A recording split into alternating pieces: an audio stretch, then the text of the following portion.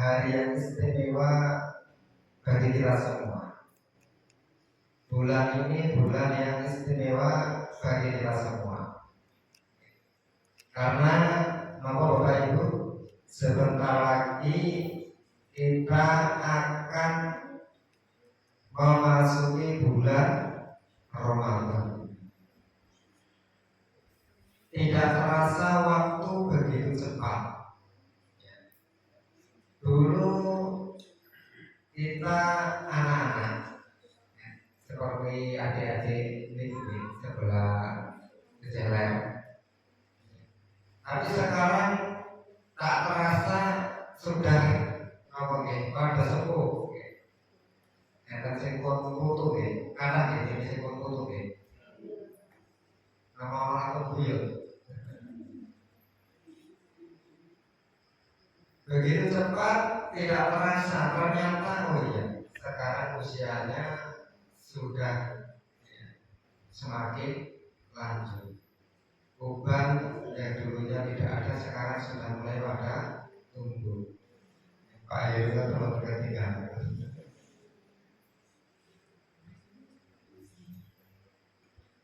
Tentu perkara waktu ini perkara yang sangat penting di dalam Islam. Waktu yang datang tidak akan pernah kembali lagi. Mungkin kita bertemu dengan hari Senin hari ini tadi, tapi hari Senin yang seperti ini tadi tidak akan terulang kembali di hari yang akan datang. Pasti akan terlewat. Dan setiap orang itu sesuai dengan kondisinya masing-masing. Termasuk kita hari ini, kita patut bersyukur kepada Allah, kita diberi nikmat yang luar biasa. Ternyata saat ini kita bisa meluangkan untuk beramal soleh. Yang begitu banyak orang-orang yang telah mendahului kita ingin balik lagi ke dunia untuk beribadah kepada Allah Subhanahu wa taala. Tapi alhamdulillah kita di sini masih berada di fase yang diinginkan bagi orang-orang yang telah meninggal dunia, yaitu beramal soleh, beribadah kepada Allah Subhanahu wa taala. Jadi beribadah di sini konteksnya umum nih Bapak Ibu. Jadi tidak semata kok ibadah itu bersolat, segala kegiatan aktivitas yang kita lakukan di dunia ini lillah untuk Allah, ya, insya Allah itu termasuk dalam kategori beribadah. Sehingga ada salah satu perkataan yang istimewa yang berkaitan dengan pentingnya kita tidak menyia-nyiakan waktu yang ada yang diberikan Allah Subhanahu wa taala kepada kita. Namun itu lan tarji'a ayyamul lati mawta. Tidak akan pernah kembali hari-hari atau waktu yang telah berlalu. Dalam perkara ini ada salah satu hadis yang bagus yang perlu kita lakukan bersama, yang mana Nabi Sallallahu Alaihi Wasallam bersabda, "Man tala umruhu wa hasuna amaluhu, ayun nasi khair qala." Wa fi Tirmidzi anhu sallallahu alaihi wasallam annahu su'ila man qala umruhu wa sa'amaluhu fa ayyun nasi syarr qala iya. Dalam riwayat Imam Tirmidzi dari Rasulullah sallallahu alaihi wasallam bahwa ia pernah ditanya, siapakah paling baik manusia? Dia ditanya siapakah paling baik manusia? Nabi SAW Shallallahu Alaihi Wasallam menjawab, orang yang dikaruniai umur panjang, umurnya panjang dan baik perbuatannya. Ditanyakan lagi, dan siapakah paling jeleknya manusia? Nabi menjawab, orang yang panjang umurnya dan jelek perbuatannya. Bapak Ibu jamaah rahimahullah, tentu ini momen yang pas, spirit untuk meningkatkan semangat kita kembali. Ternyata Allah Subhanahu Wa Taala masih menakdirkan kita berada di fase umur ini. Yang kadang kita sering mendengar di kanan kiri kita, terkadang sering mendengar kabar kematian. Yang terkadang kabar kematian ini seakan-akan tidak mungkin terjadi dadakan, mulai dari jagungan dan sebagainya. Termasuk kemarin belum lama itu ada yang ingin guguran nanti, yang kecelakaan di Cawas sampai meninggal. Ini sebagai pelajaran, ibrah buat kita semua, bisa kita ambil hikmahnya. Oh iya, ternyata kita masih diberi kesempatan oleh Allah yang ada. Alhamdulillah, berarti Allah masih sayang kepada kita. Maka ketika kita diberi kesempatan oleh Allah Subhanahu Wa Taala, maka kita pilih sesuai dengan hadis kalau mau, yaitu ingin menjadi manusia yang baik, yang paling baik, yaitu diberi karunia umur yang panjang dan kita bisa memaksimalkan potensi yang ada untuk berbuat baik.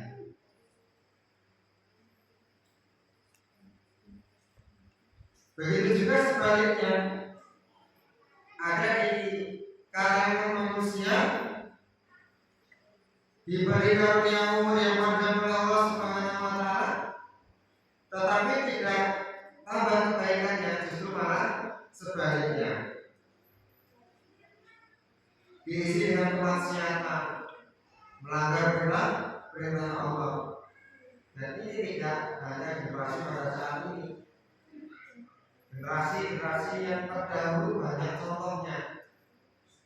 Orang yang diberi kemewahan begitu banyak, kadang lupa dengan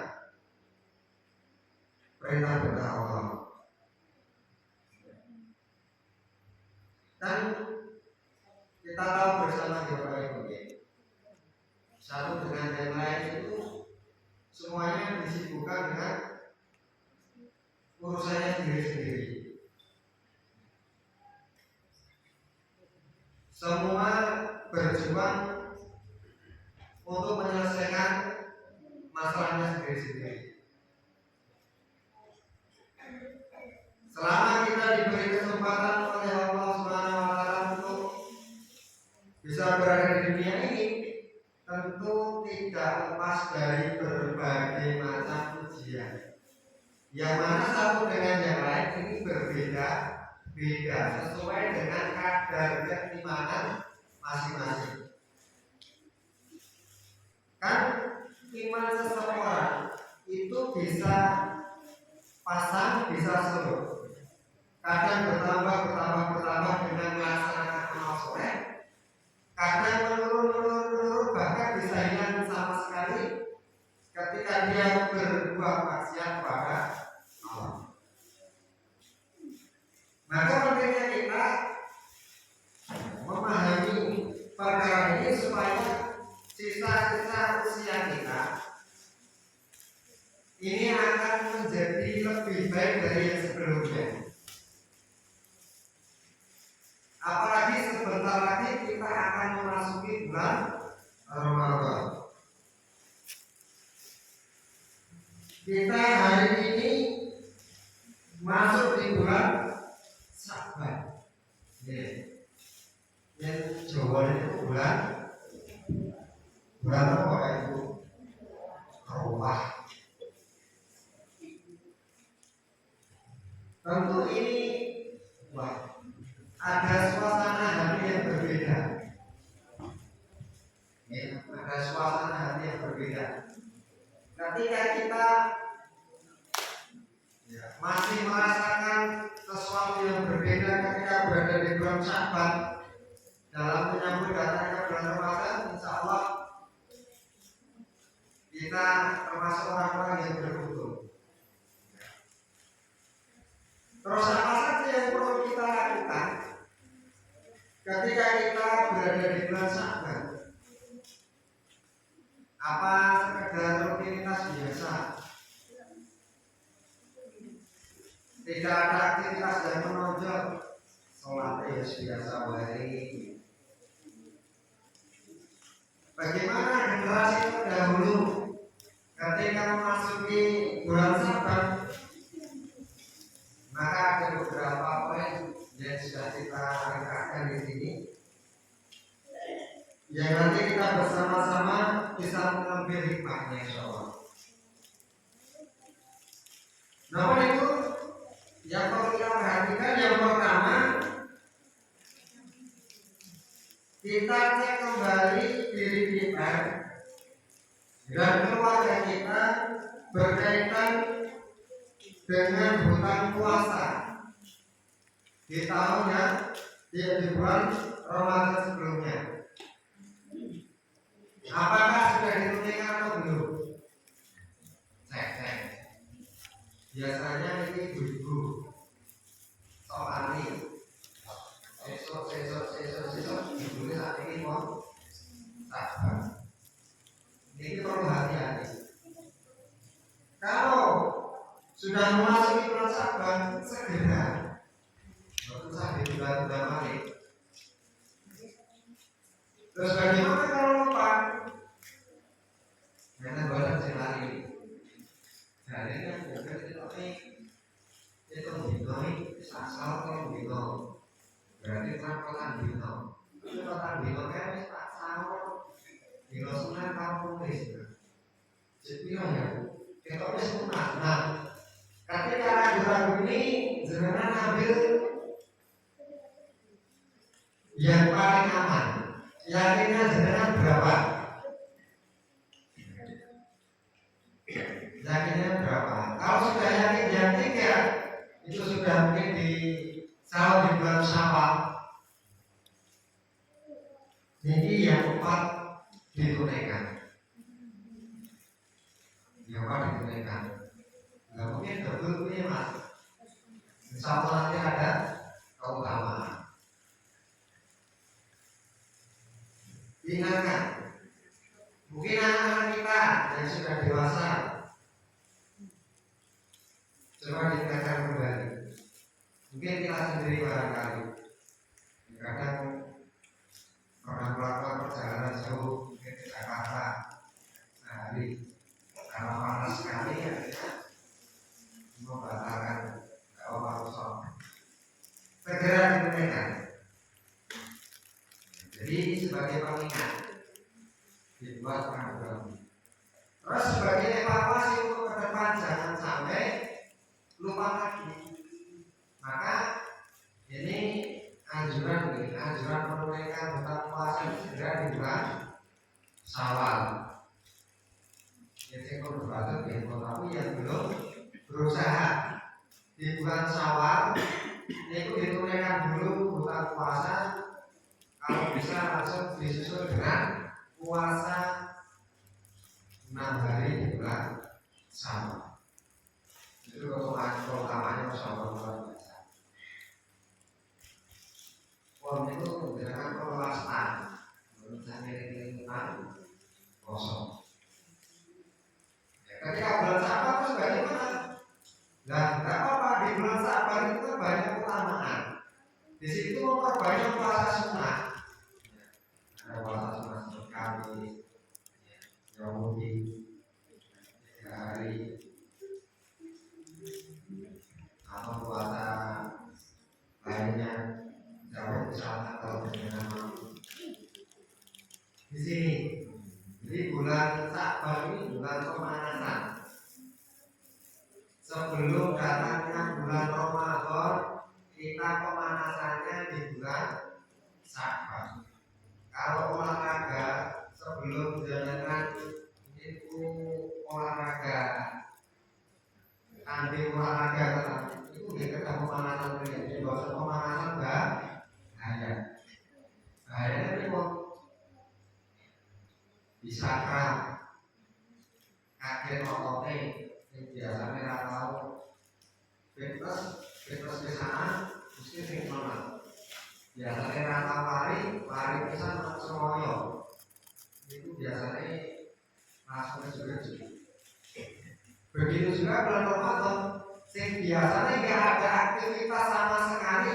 Terus ketika masuk bulan Ramadan kok langsung gas, yang mulai terawihnya kok, ya harusnya kok. Saya yakin itu tidak bertahan lama.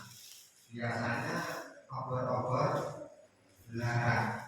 Bergerak itu mau bergerak itu pas di awal Ramadan, mungkin pun pertengahan Ramadan atau akhir pun bergerak.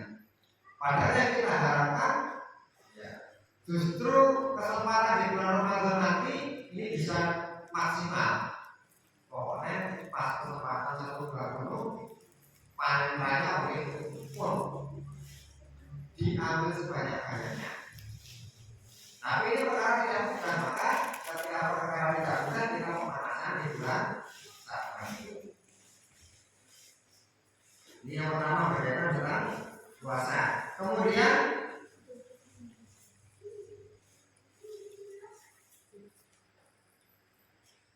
keutamaan di bulan Sya'ban telah disebutkan oleh Nabi Sallallahu Alaihi Wasallam bahwa Sya'ban bulan diangkatnya amalan-amalan kepada Allah.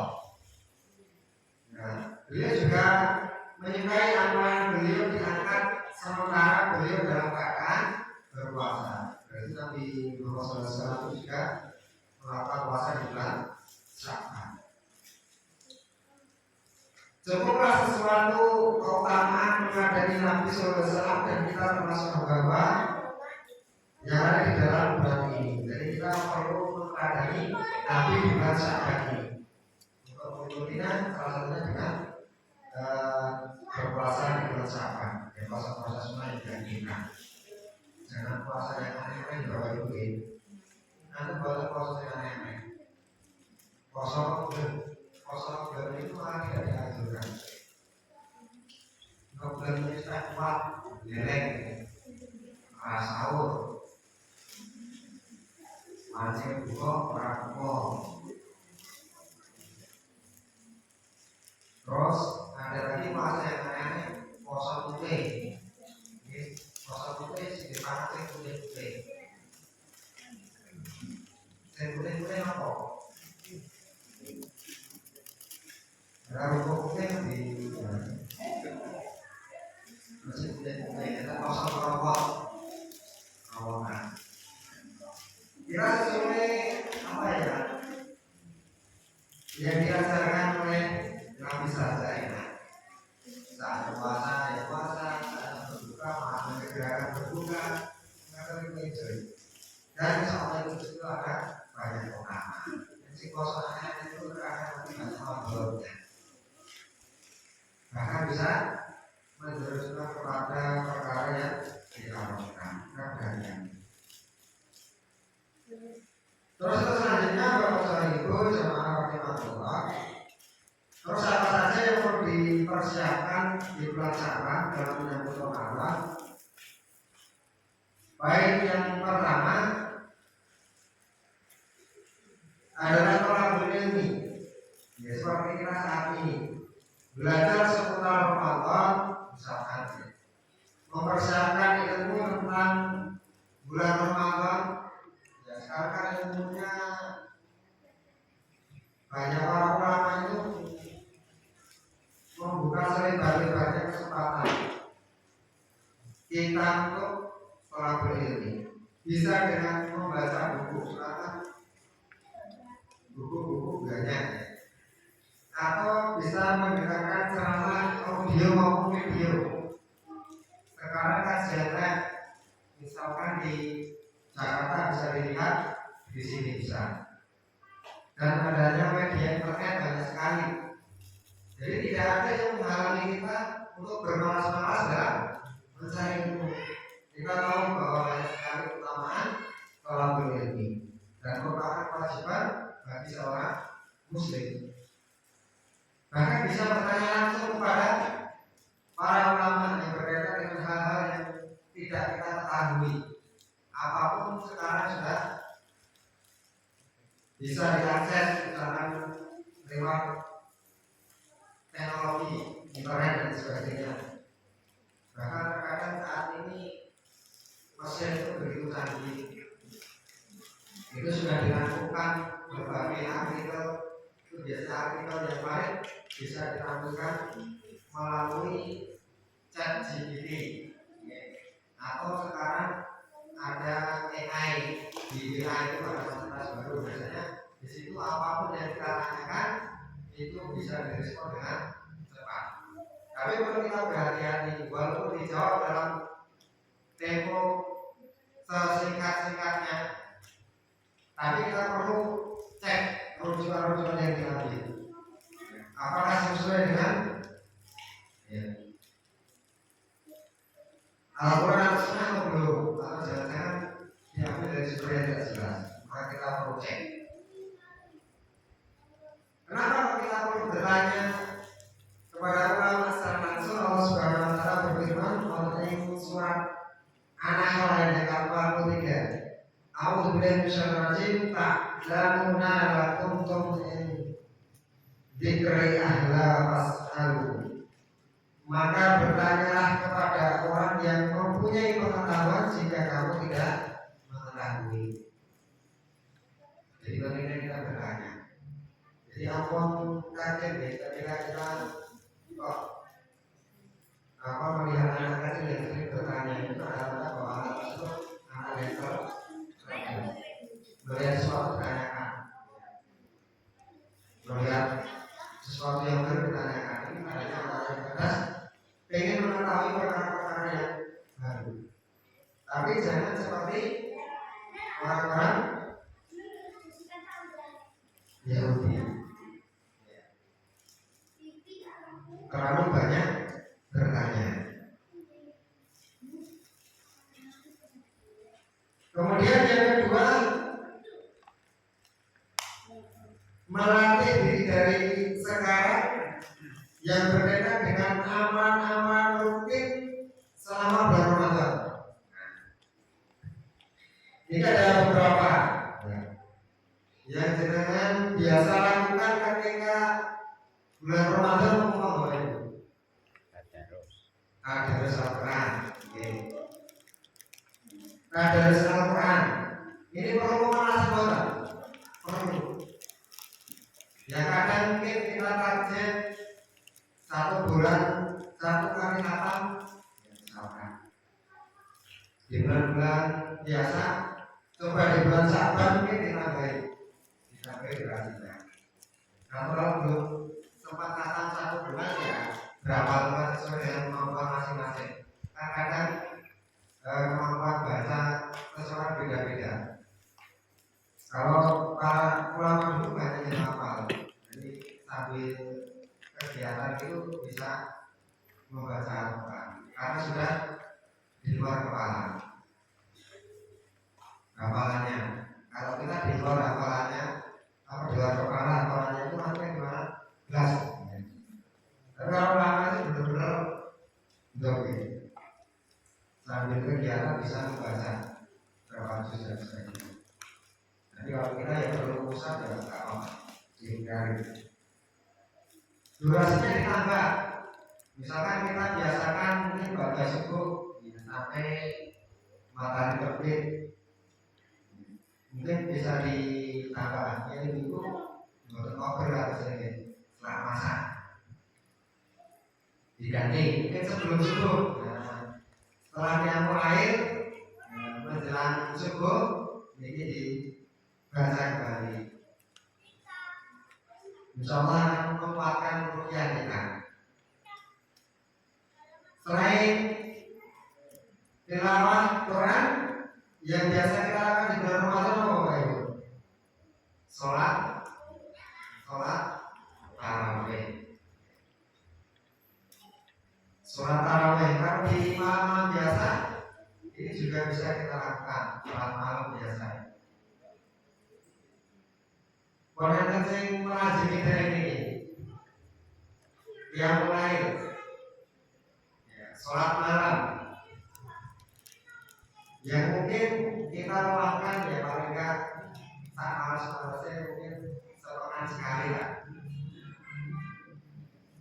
atau bisa ditambah durasinya 2 kali, bisa ditambah 3 kali. Ini nanti akan terbiasa ketika kita berada di bulan Ramadan. Soalnya enak awalnya, ancamannya oke, terus suasananya mendukung. Setiap suasana bulan Ramadan kan hampir semua mendukung. Antara di sini suasana ini jadi kosong. Mungkin biasanya iklan kalau itu jadi iklan kosong. Tapi yang awal-awal, tapi dari itu jadi iklan sirup, iklan makanan ini jadi itu masih tidak apa-apa nih. Sama kita kuat, bukan kuat. Jadi menjaga sholat kita. Insya Allah dengan kita terbiasa menjaga sholat malam kita, tidak harus banyak-banyak. Yang penting kita bisa istiqomah, beberapa rakaat itu sama tidak apa-apa, itu sama pernah. Kita target misalkan 11 itu sudah yang bagus, tapi kalau tidak bisa ideal ya semampu kita. Itu semua berat dan nanti pun menjadi kebiasaan itu hanya di bawah itu. Jadi kan buat kesana di alam itu pun beda. Ini sudah banyak yang berbuktikan. Biasanya jangan misalkan untuk tahap awal latihan merutinkan sholat malam itu pertama ini pakai alarm. Karena pakai alarm kita setelah jam 3 mulai langsung lihat, tapi rakyatnya apa ada? Orang yang tadi itu nonton HP ini lebih minggu sekitar atau tidak tuh. Akhirnya apa? Mulai naik. Tunggal-tunggal sampai waktu habis. Misalnya 10 itu mungkin sudah seorang. Itu pun penting. Misalnya dengan yang lain itu sudah berapa pahala sholat malam. Tapi yang mau disimak sore, disimak laki-laki itu mati nengunik ya, mundur-mundur. Nah, ketika kita sudah menazamkan dia dalam hati kita bangun seperti yang malam terakhir, ya, kita bangun, terus ketika alarm bunyi langsung segera bangun. Karena orang tidur itu berada dalam tiga ikatan. Yang ikatan pertama itu terlepas ketika kita membaca doa. Terus yang kedua berwudu ketika kita melakukan sholat. Jadi makanya ketika kita melihat orang yang sering membiasakan diri sholat malam, itu nanti ada suasana yang berbeda di wajahnya. Itu yang kebetulan,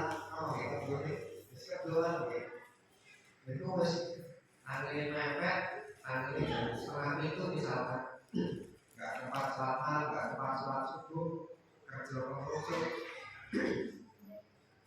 itu suasana mukanya juga tenang.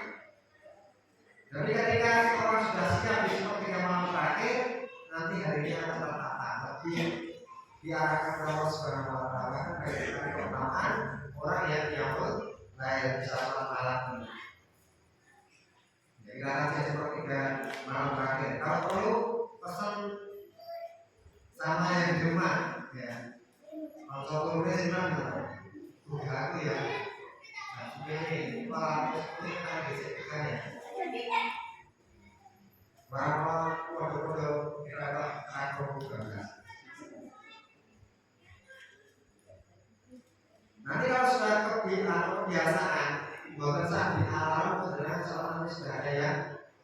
seakan-akan ada yang menggabungkan. Terus ini tadi itu beda, itu sudah refleks. Nanti ketika kamu sudah masuk aktivitas biasa, kita akan kantor dan sebagainya. Ini sudah dialami banyak orang. Latihan puasa, ketika puasa kan mau tidak mau seperti kalau terakhir bangun untuk sahur. Sahur itu di waktu di sana. Nah, kemudian puasa pas awal-awal kita kan mesti kualitas pemahaman. Puasa di hari pertama ini lebih berat daripada hari-hari berikutnya. Ini mau apa? Biasanya hari pertama itu pulau sentol. Nah, ini kebijakan pemerintah yang awal Ramadan itu di-tracking. Anak-anak yang di sekolah itu libur beberapa hari. Kemudian yang selanjutnya ini ada amalan yang baik, yaitu merutinkan sedekah. Di bulan Ramadan biasanya ada program takjilan atau ada program buka bersama atau ada program tadarusan. Yang di situ ada acara makan-makan dan lain sebagainya. Ya biasanya dicatat. Bagaimana untuk melatih ini? Dan di bulan Saban kita latih dengan dua kondisi. Kondisi yang pertama kita latih secara diam-diam, ya sembunyi, tapi awalnya lebih baik kalau sedekah. Insya Allah itu ada banyak keutamaan. Dan juga kita bersedekah secara terang-terangan. Sebagai niat apa? Sebagai niat supaya amalan kita bisa ditiru orang lain. Boleh tidak sedekah terang-terangan Bapak Ibu? Boleh tak? Boleh. Yang tidak boleh itu apa ya? Terang-terangan tidak suka. Dalam dirinya muncul rasa sombong dan sebagainya. Tapi itu tidak bisa di-manage kecuali dirinya sendiri. Saya tidak bisa menilai si A itu kok ini atau kita sombong dari di alam ya, dari orang dan sebagainya, nggak bisa.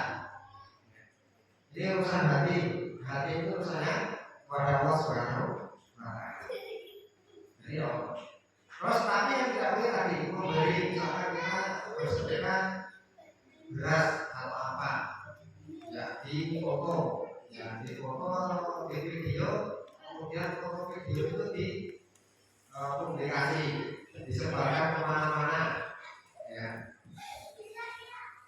Padahal tanpa izin yang diberi, itu tidak diperbolehkan. Adabnya itu di sensor wajahnya. Yang diberi di situ ambil tidur atau ketika kita izin sama yang itu kita yang kirim foto silakan tipe orang itu yang sensitif di orang itu apa dirosot akan seperti itu. Tapi ketika kita sudah Allah ketika sedekah terang-terangan ya sudah kita niatkan yang baik. Ketika kita butuh dokumentasi dan sebagainya, kita jaga adab, kita jaga hati saudara kita yang kita beri. Dan ketika kita sudah membiasakan diri di bulan Sabar ini, nanti di bulan Ramadan kita lebih ringan lagi.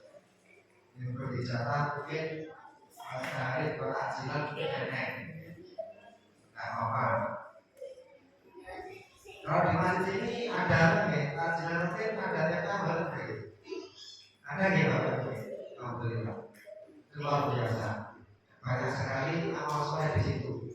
Yang mengelola insya Allah, ya ada keutamaan, ya yang mengajar ada keutamaan, yang diajar juga sama. Itu ya kayak mobil network marketing pahala itu. Yang pahala seperti itu. Semua dapat syariahnya insya Allah. Dan maksudnya yang lain banyak sekali. Yang tentu bisa kita maksimalkan di bulan Ramadan, pemanasannya di bulan Sya'ban. Terus itu selanjutnya Bapak saya itu zaman rahimahullah, berkaitan dengan persiapan kita di bulan Ramadan, ini adalah perkara-perkara yang sangat penting yang perlu kita siapkan sejak saat ini, cukup di awal bulan. Kalau pemanasan lebih panjang, insya Allah berkualitas dalam penyambutan bulan Ramadan lebih baik lagi. Sehingga target di bulan Ramadan nanti bisa kita persiapkan dari sekarang. Bisa ditulis kapan berapa kali, bersedekah berapa kali. Misalkan qiyamul lail full, sholat jamaah full, sholat tarawih full, sholat duha full, misalkan. Nah, ketika kita sudah targetkan dari beberapa rencana kita mulai dengan niat karena Allah, kita berusaha mewujudkan. Insya Allah akan lebih mudah daripada kita tidak punya target sama sekali. Kalau kita tidak targetkan dari sekarang, ya sekedar alot saja. Misalkan ini belum ada baca Al-Quran, besok makan tulis lancar. Misalkan Ramadan kemarin kok belum khatam Al-Quran, Ramadan besok tulis khatam Al-Quran, ini kok khatam itu bisa, Ramadan besok tulis video. Target seperti ini yang bisa mengetahui ya dirinya masing-masing. Bisa ditulis Bapak Ibu. Dan ketika kita menulis target-target yang baik dalam kehidupan kita akan lebih mudah dalam mencapai target-target itu dibanding tidak ditulis sama sekali. Begitu juga dengan urusan-urusan lainnya, tidak hanya semata-mata bulan Ramadan. Misalkan di tahun 2025 ini menjelang punya target rokok. Misalkan besok pas ibadah korban kambing misalkan, target dari sekarang misalkan harga kambing 3 juta per patok, ini setiap hari berapa di target dan sebagainya. Itu informasinya iya, untuk usaha ini dorong itu di kondisi soalnya besar terus gede gitu siap dikembangkan. Nah itu perlu kita rencanakan. Kalau kita merencanakan banyak rencana kebaikan, insya Allah target-target kebaikan yang kita lakukan akan lebih mudah tercapai daripada tidak kita lakukan sama sekali. Ini sudah banyak yang membuktikan. Maka pemanasan momen istimewa di bulan Sya'ban ini sebagai gebrakan baru pada diri kita untuk memulai sesuatu yang lebih baik. Yang tentunya hal yang tidak baik di bulan-bulan sebelumnya kita ubah menjadi perkara-perkara yang baik di bulan-bulan yang akan datang. Sampai nanti di penghujung usia kita insyaallah. Semoga Allah Subhanahu wa taala mematikan kita semua dalam kondisi husnul khatimah. Amin ya rabbal alamin. Wa majlis sakit.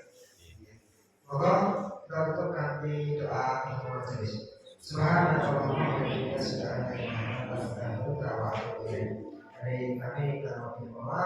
Assalamualaikum warahmatullahi wabarakatuh.